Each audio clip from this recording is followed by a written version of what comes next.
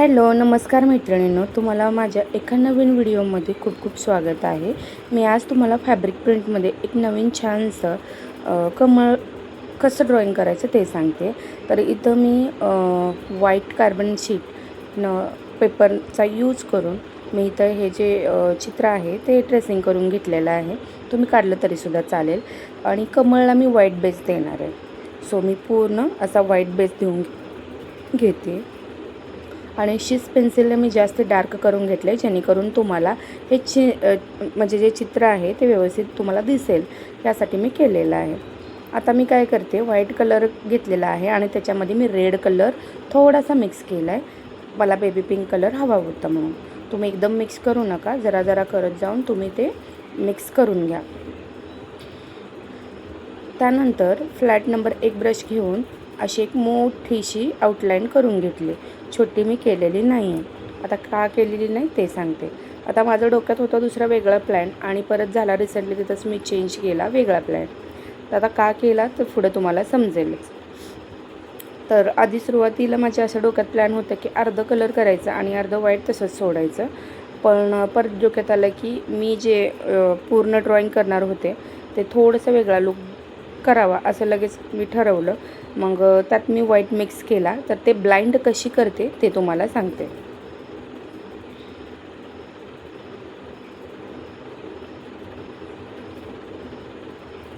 Okay, तर हे blind केलेलं जे आहे ते आता पूर्ण हे व्हाईट करून घेतल्यानंतर साईडचे पेटल्स व्हाईट करून घेतल्यानंतरचं दाखवते।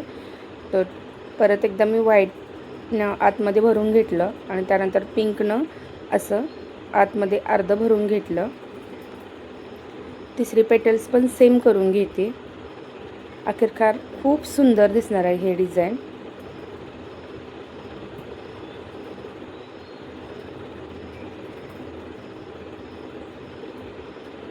एकदम हलक्या हाताने आपल्याला हे भरून घ्यायचं आहे। जेवढे स्लोली पेशन्स ठेवून कराल तेवढं सुंदर दिसेल।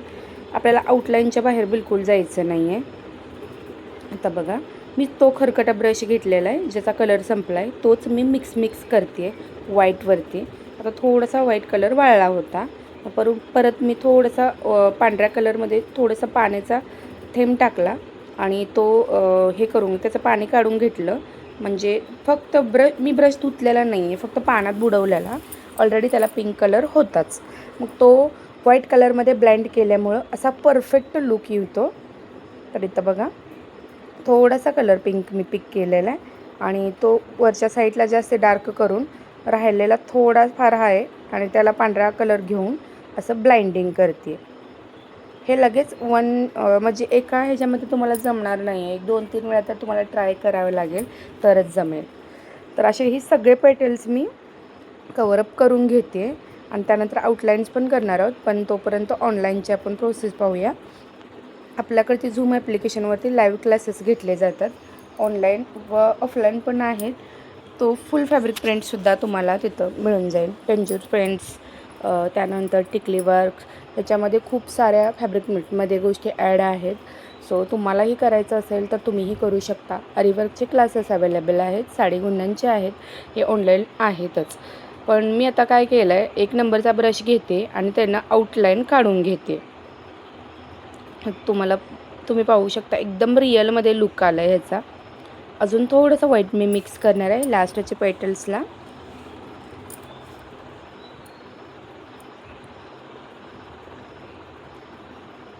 होऊ शकता किती सुंदर लुक आला आहे व्हाईटनं।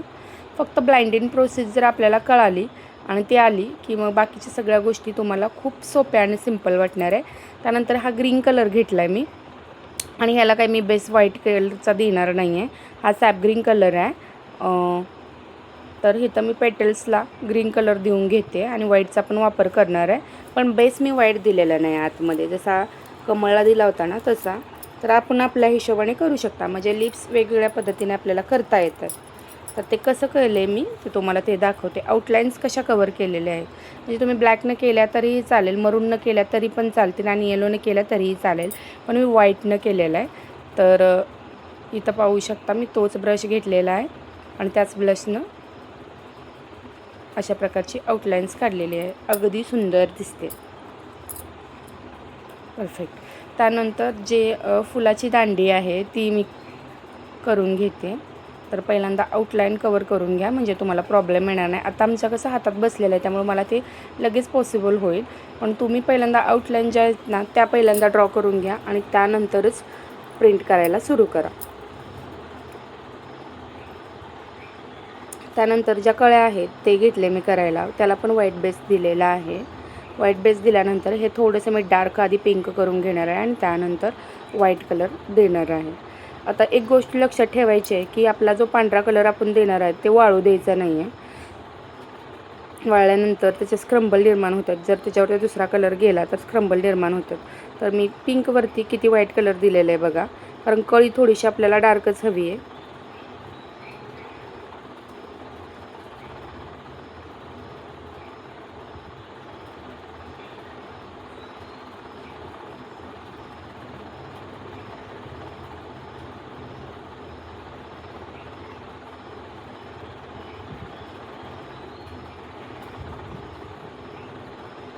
इथे सगळे जेवढे कमळ केलेले आहेत किती सुंदर दिसत आहेत बघा.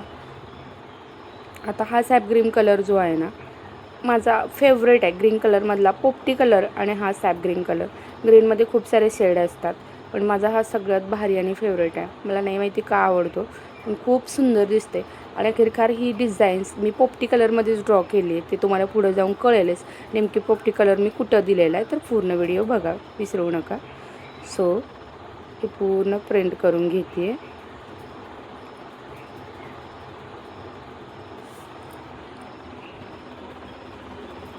त्यानंतर खालच्या साईडला मी इथं येलोचा पण युजिंग करणार आहे. आता मी व्हाईट कलर दिलं होतं पण हे जे आहे ना आपण जे मखाने खातो ना ते कलरचे बिया ह्यात असतात. तर हे डिझाईन मी हे जे आहे ना म्हणजे याला काय म्हणतात माहीत नाही, ना फूल येते ना कळी आहे, म्हणजे ह्याच्यामध्ये बिया असतात, कमळाच्या बिया किंवा ते मखाणे असतात ना ते. तर मी पहिला ग्रीन कलर देऊन घेतला आहे आणि लेमन कलर घेतला आहे आणि ते लेमन कलर ह्याच्यामध्ये ब्लाइंड करते म्हणजे मिक्स करते, जेणेकरून हा थोडासा तसाच कलर टाईपमध्ये असतो. तर थोडासा वेगळा लुक देण्यासाठी असा येलो कलर देऊन घेते वरच्या साईडला.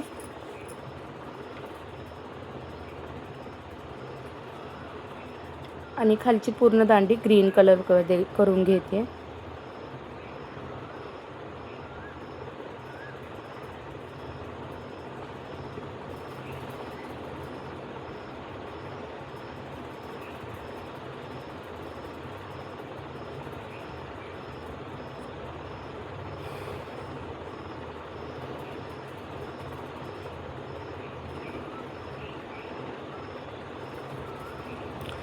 त्यानंतर मी मधला जो गोल सर्कल आहे ना त्याला एक सुंदर इफेक्ट येण्यासाठी पोपटी कलर देऊन घेतलेला आहे. तर तुम्हाला हा व्हिडिओ कसा वाटला कमेंट सेक्शनमध्ये कमेंट करा आणि अजून तुम्हाला काय पाहायला आवडेल हेही सांगा. मेन म्हणजे सबस्क्राईब करायला विसरू नका. तुम्ही व्हिडिओ तर बघता आणि सबस्क्राईब करतच नाही. आपल्या लवकरच 1000 सबस्क्रायबर पूर्ण व्हावे ह्याची मी अपेक्षा ठेवून हे व्हिडिओज बनवते. सो तुम्ही सबस्क्राईब केले नसेल तर प्लीज सबस्क्राईब करा. व्हिडिओ कसा वाटला तेही सांगा. धन्यवाद.